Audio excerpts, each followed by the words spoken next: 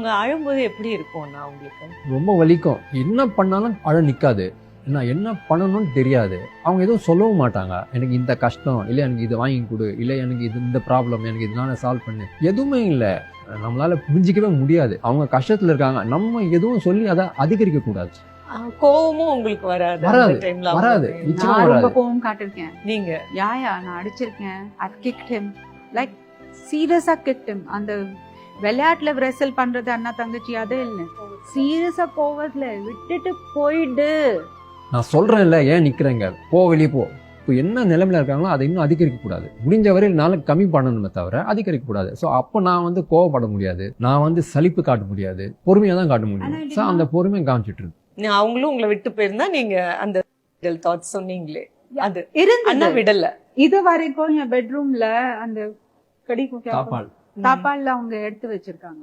அன்பு பாசம் அப்படிங்கறதெல்லாம் சும்மா இல்லையா? அதை ஃபேமிலியில இருக்கிறவங்க கொடுக்கணும். அதுவும் நல்லா இருக்கும்போது நம்ம கொடுக்கறது பெரிய விஷயம் கிடையாது. நம்ம கஷ்டப்பட்டுட்டு இருக்கும்போது யாரு நம்ம கூட இருக்காங்க அப்படிங்கறதுதான். கூட பிறந்தவங்களா இருந்தாலும் இப்ப எல்லா குடும்பங்களையும் எல்லாருக்கும் அந்த அன்பு கிடைக்கிறது இல்ல. அண்ணன் தங்கச்சி அப்படிங்கிறது ரொம்ப பெரிய உறவு. இவ்வளவு டிப்ரெஷன்ல இருக்கும்போது அதை ஹேண்டில் பண்றது ஃபேமிலியில இருக்கவங்களுக்கு ரொம்ப கஷ்டம். ஒண்ணு விட்டுருவாங்க, கை விட்டுருவாங்க. நீங்க எப்படி இவ்வளவு பொறுமையா அவங்கள ஹேண்டில் பண்ணி கேர் பண்ணீங்க? மகளா இருக்கட்டும், மனைவியா இருக்கட்டும், அக்கா தங்கச்சியா இருக்கட்டும், நம்ம அந்த சமயத்துல லவ் பண்ணிடலாம். ஒரு கட்டத்துல நம்ம லவ் பண்ணியிருப்போம். அதே மாதிரி அவங்களும் ஒரு கட்டத்துல உங்களுக்கு லவ் பண்ணியிருப்பாங்க. அவங்க கஷ்டத்துல இருக்கும்போது அப்போதான் நம்ம அவங்களுக்கு திருப்பி காட்ட வேண்டிய ஒரு சந்தர்ப்பம் நமக்கு கிடைக்குது. ஸோ அந்த சந்தர்ப்பத்தை நான் தவற விடல. எவ்வளவு காலம் அவ்வளவு பொறுமையா தங்கச்சிய பாத்தீங்க பத்திரமா? சரி, அந்த பீரியட் ஒரு 1 year மேக்சிமம். அதுக்குள்ள அவங்க வந்துட்டாங்க. She was very brave. She fought well. குழந்தை மாதிரியும் அந்த டைம் பிஹேவ் பண்ணுவாங்க. எப்படி நீங்க தானே சொல்லணும் என்ன? Because he is a very good father. அண்ணா இல்ல அப்பா. There may be நிறைய அப்பா இருப்பாங்க, பிரின்சஸ் மாதிரி அவங்க குழந்தைங்க பாக்குறதுக்கு.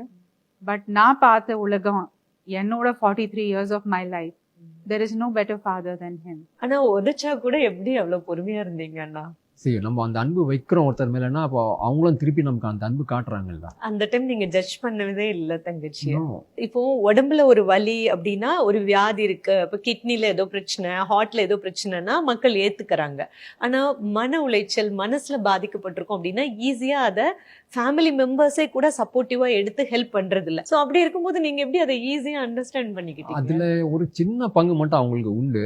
என்னன்னா, அந்த உமன் பாடி எப்படி பிஹேவ் பண்ணும், அந்த ஹார்மோனல் இம்பேலன்ஸ் விஷயங்கள் இருக்கு இல்லையா, அதுக்கு எனக்கு கொஞ்சம் கற்றுக் கொடுத்தாங்க.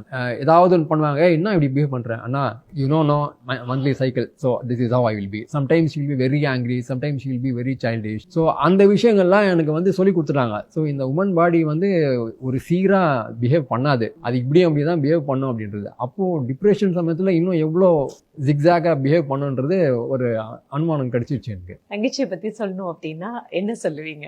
ஒரு குழந்தை, நான் ரொம்ப புத்திசாலின்னு நினைக்கிற ஒரே ஏமாளி. எக்கச்சக்கமான மெடிக்கல் நாலேஜ். இப்போ அது கூட சேர்ந்து அதே மாதிரி ஈக்குவலா ரிலீஜியஸ். இவங்கள மாதிரி ஒரு அன்பு காட்டுறதுக்கும் கருணை காட்டுறதுக்கும் ரொம்ப கம்மியாக ஆட்கள் இருப்பாங்க இந்த உலகத்தில். ரொம்ப ரொம்ப கம்மி.